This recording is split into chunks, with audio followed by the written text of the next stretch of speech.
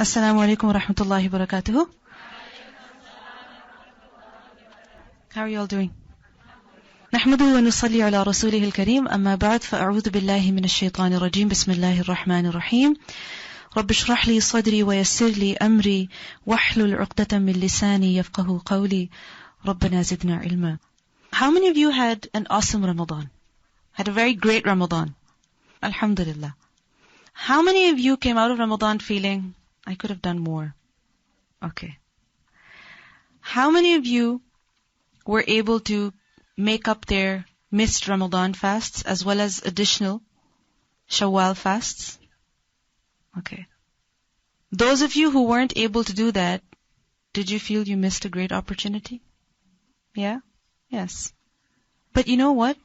Allah subhanahu wa ta'ala gives us chances again and again and again. This is why He is Al-Halim, the one who is most tolerant. He doesn't punish us immediately. He doesn't show us the consequences of our sins, of our shortcomings, our negligence immediately, but He gives us chances again and again. And it's out of His mercy that first He gave us Ramadan, then He gave us Shawwal, and now inshallah within a week will come the month of Dhul Hijjah. And Dhul Hijjah is also a very, very special time of the year. Inshallah within a week, you know what date it is today? It is the 23rd of Dhul Qa'dah. Many people have already left for Hajj, others are leaving very soon. Right? So within a week, inshallah, the month of Dhul Hijjah will begin. And the month of Dhul Hijjah has some days which are very, very important. They are very special days of the year. And which ones are they? The first 10 days of Dhul Hijjah. These 10 days are such that if a person performs a good deed in them, Allah loves those good deeds. In these 10 days is a day when if a person fasts, his previous sins will be forgiven. Previous sins meaning of the year before, and the sins of the coming year. So sins of 2 years are forgiven if he fasts on that day. In these days is a day when people go for Hajj and they stand at Arafah, and when they ask Allah for forgiveness, Allah forgives them. At the end of that day, those people are as clean and pure of sins as the day their mother gave birth to them. So these are the days of Dhul Hijjah. And many of us, obviously, most of us here are not going for Hajj this year.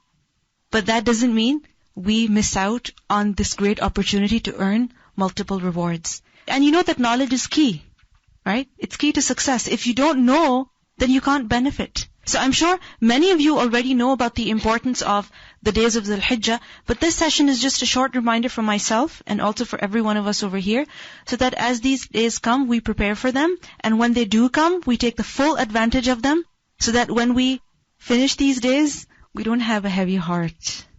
We actually feel that we have accomplished something. We are happy. And on Eid day, we can truly feel that yes, it's Eid. Inshallah. Now these 10 days, they're very important, and their excellence and their virtue is clearly mentioned in the Quran and Sunnah. A hadith tells us that the best days in the worldly life are 10. The best days in the worldly life are 10. And they are the first 10 days of Dhul Hijjah. In the Quran, Allah subhanahu wa ta'ala says, وَالْفَجْرِ وَلَيَالٍ عَشْرٍ, and the 10 nights. Allah swears by them. And according to many mufassirin, those 10 nights refer to the 10 nights and days of Dhul Hijjah, the first 10 nights and days of Dhul Hijjah. Now when it comes to the month of Ramadan, yes, it's very important, especially the last 10 odd nights. But when it comes to days, the first 10 days of Dhul Hijjah are also very important. Ibn Abbas radhiyallahu anhu, he said that the 10 nights which are mentioned in Surah Al-Fajr that Allah subhanahu wa ta'ala swears an oath by, they are the 10 days of Dhul Hijjah. And he says that these 10 days Allah has specified for His worship, for His remembrance, that we worship Him and we remember Him in these days. In Surah Al-Hajj, Allah says, لِيَشْهَدُوا مَنَافِعَ لَهُمْ وَيَذْكُرُوا اسْمَ اللَّهِ فِي أَيَّامٍ مَعْلُومَاتٍ, that they should remember Allah in those known days. What are those known days? The days of Dhul Hijjah. Another hadith tells us that Allah subhanahu wa ta'ala does not love any deed more than He loves a deed performed in these 10 days. If a person performs a good deed in these 10 days, it is the most beloved deed to Allah. The Sahaba, they were amazed.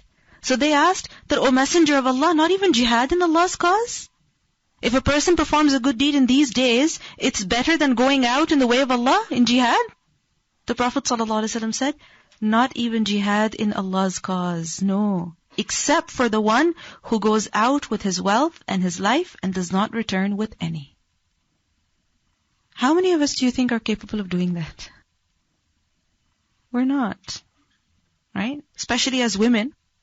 But are we able to perform good deeds in the days of the Hijjah? Are we? Yes, inshallah we can. So this is a great opportunity for us to perform deeds which Allah subhanahu wa ta'ala loves, which He will reward abundantly. And whenever you have a relationship with anyone you can think of, it's always a two-way relationship. It's about how much importance you give to them and how much importance they give to you.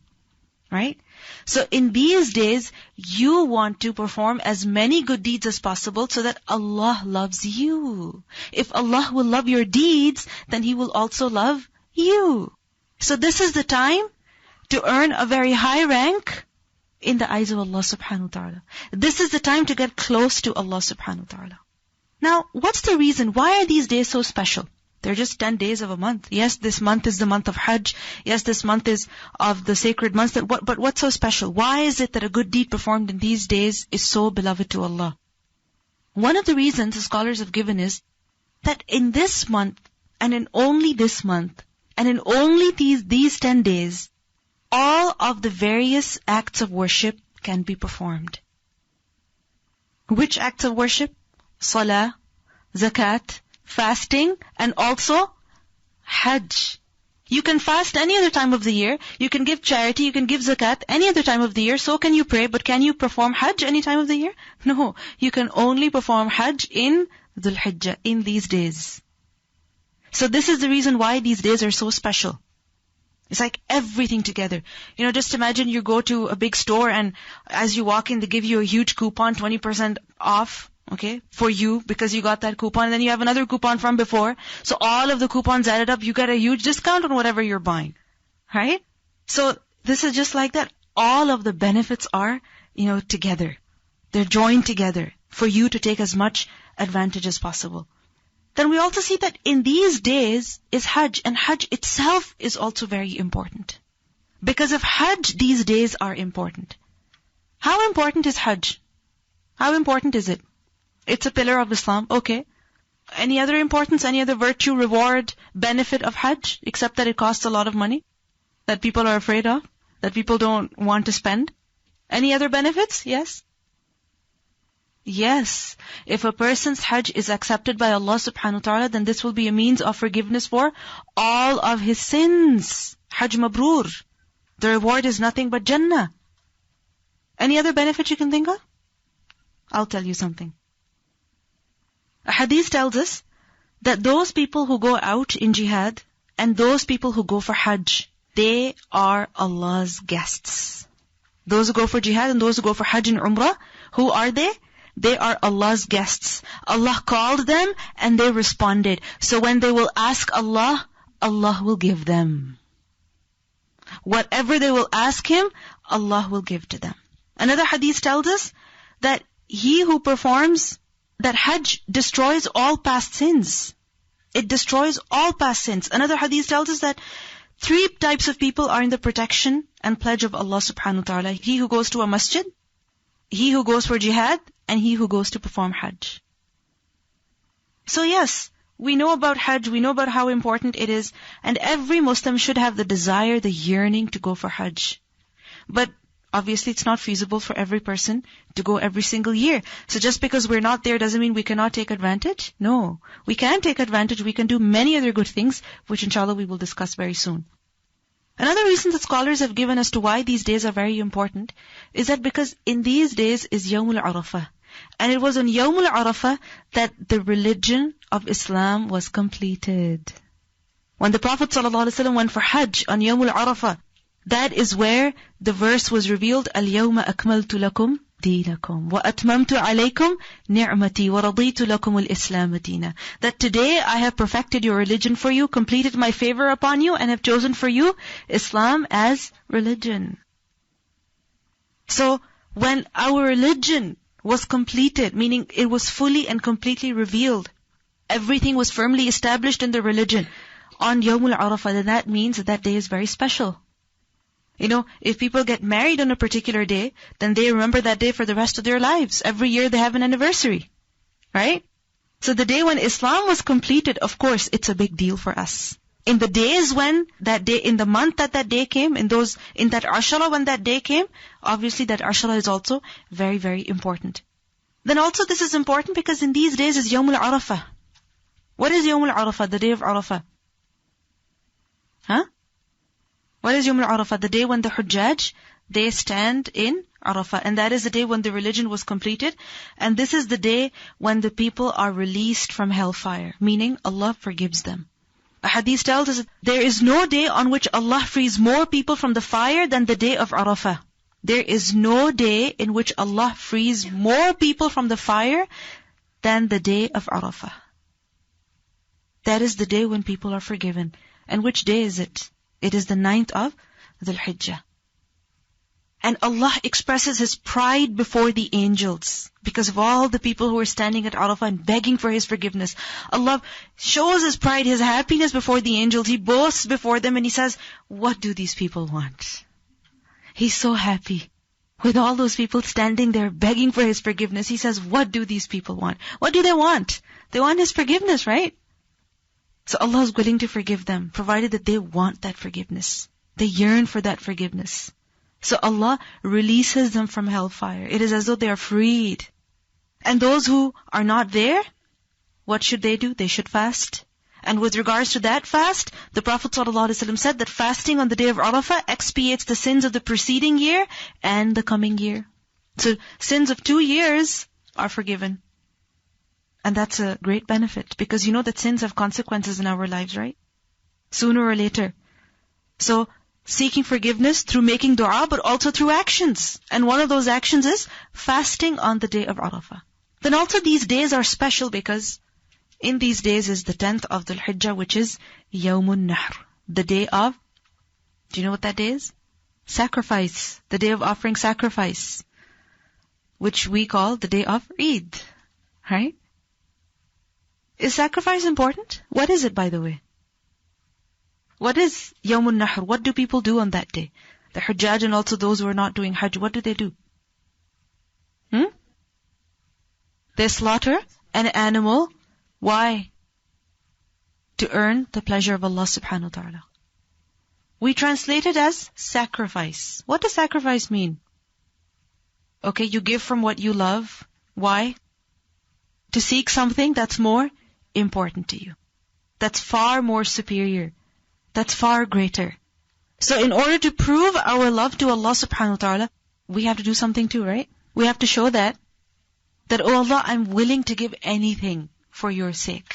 I'm willing to give up anything to please you, to satisfy you. People show their commitment to others by doing the craziest of things, right? By doing most difficult things. They show that they are committed. They show that they do give importance to the other individual.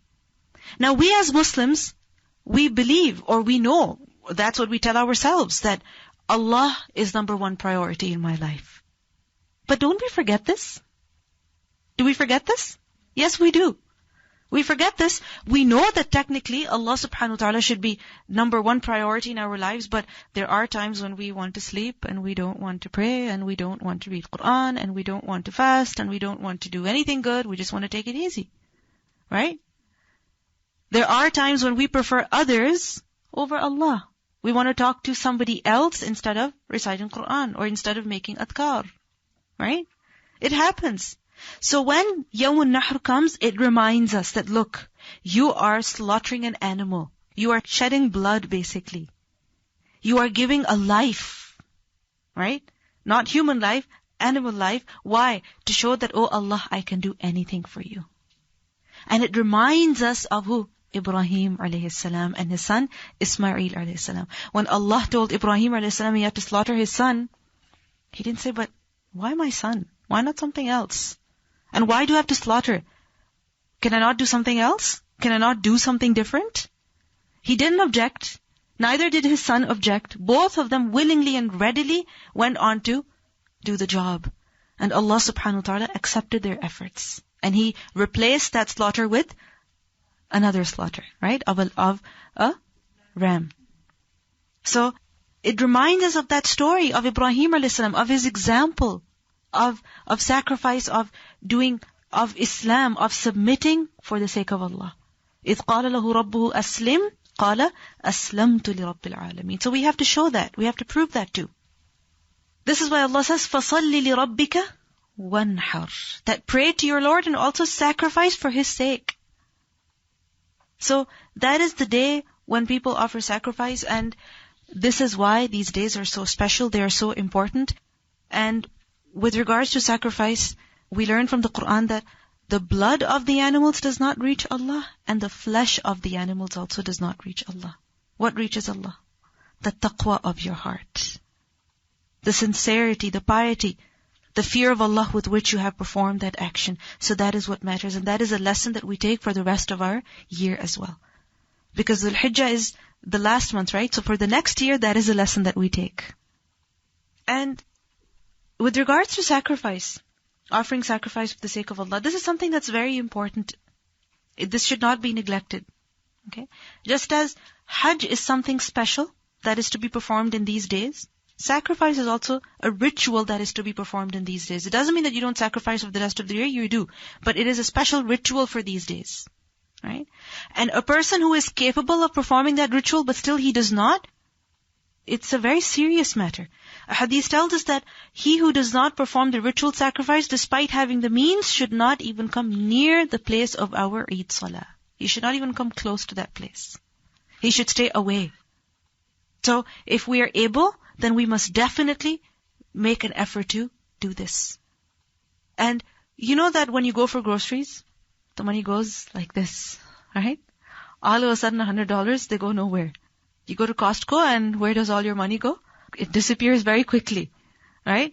But you don't feel bad purchasing all those things. Why? Because you know that you need them. What do you tell yourself? Yes, I've spent almost $300 in Costco today, but I need all that laundry detergent. I need all of those cleaners. I need all of that toilet paper, right? That's what you tell yourself. I need all those chocolates, right? I need all that candy. That's what we tell ourselves. So likewise, when it comes to offering sacrifice, yes, it could be a little expensive, but what should you tell yourself? I need to do this to earn the closeness of Allah subhanahu wa ta'ala. I need to do this to show my love to my Lord, to show my commitment. I need to do this. I have to. And where there's love, then money doesn't matter. Isn't it so? Wherever there's love, you don't mind spending money. I remember I came across this young boy once, and his mother was telling me that he's working on the weekends. And he was still in high school. He was working on the weekends and the evenings and the summer. And she told me that he doesn't even make that much money, but still he just wants to work. I said, why? Because when he goes out with his friends, he wants to spend on them. He likes to pay for dinner. I was like, very good. Everybody should befriend him. So he was basically working. Why? So that he could spend easily on his friends. Right? Or with his friends. So wherever there's friendship and there's love, you don't count the money.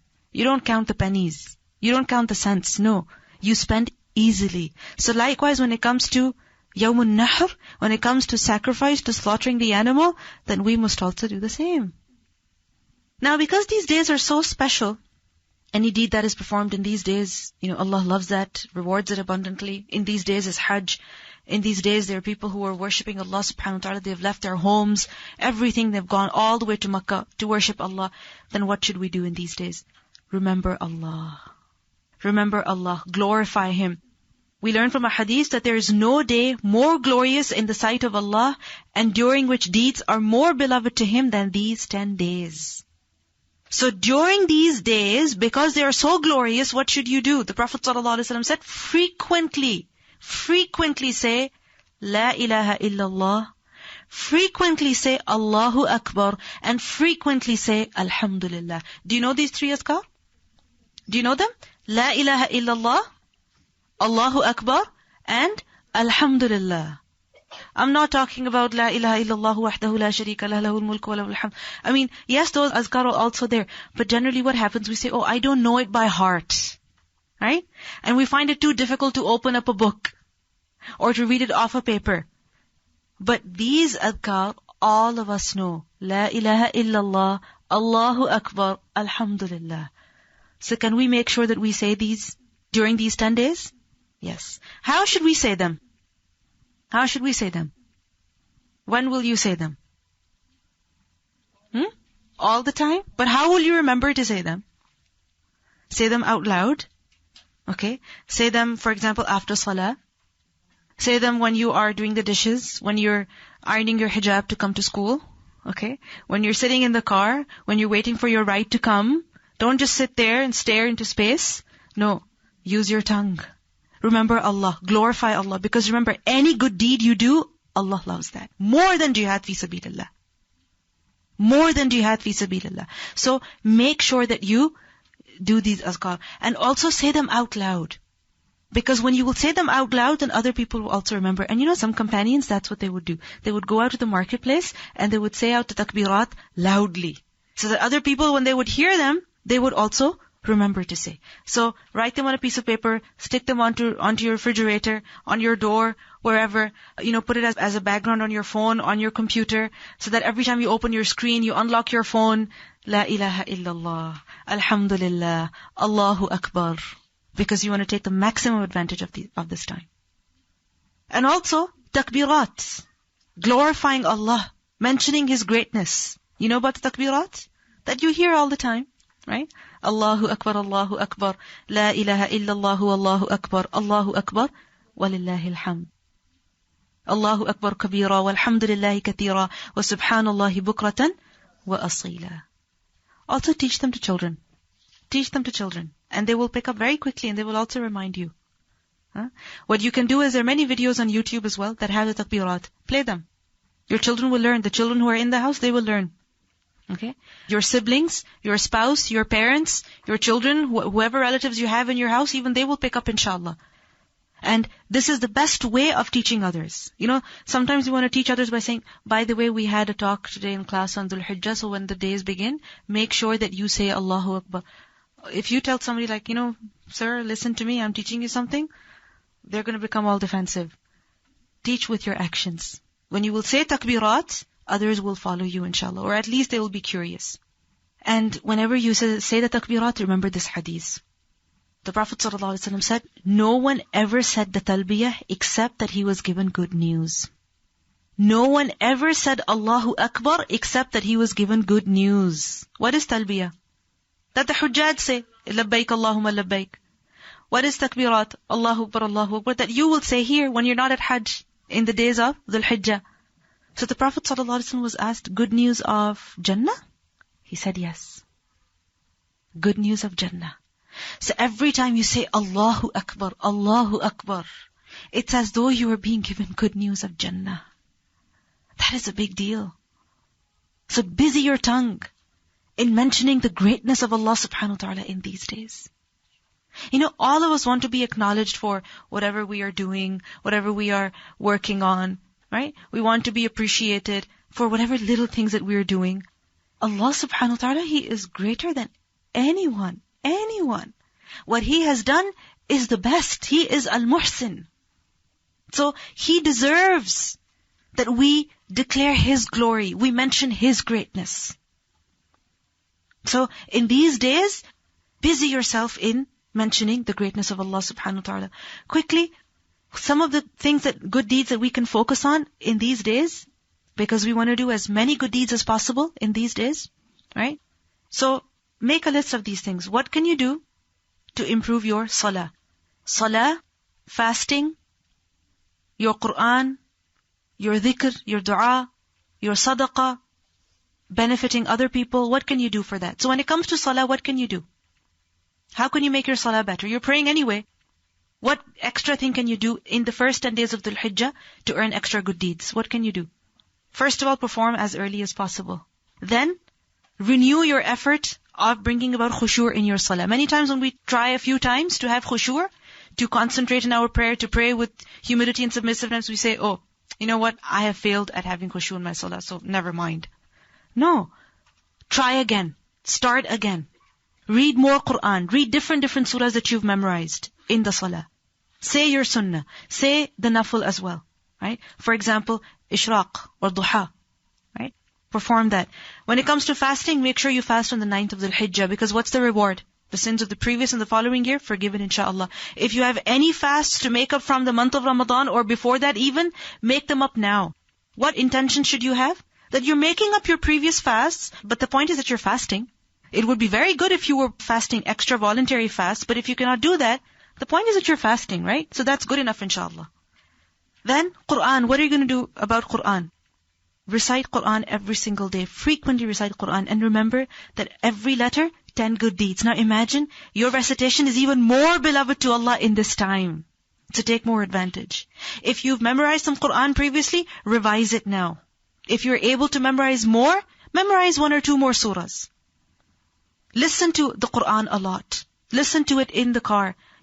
Alhamdulillah, you've studied half a juz. Now make a point that you listen to that entire half juz. Okay? Make a point to do that. And if possible, listen to the entire juz as well. Dhikr and dua. Remember Allah subhanahu wa ta'ala. Do more tahleel, la ilaha illallah, takbir, Allahu akbar, tahmeed, alhamdulillah. Make sure you say the morning and evening adhkar. And excessively do istighfar. Because this is the time when Allah forgives people. So seek forgiveness from Him.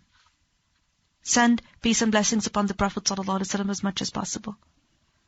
Make dua at the time of acceptance.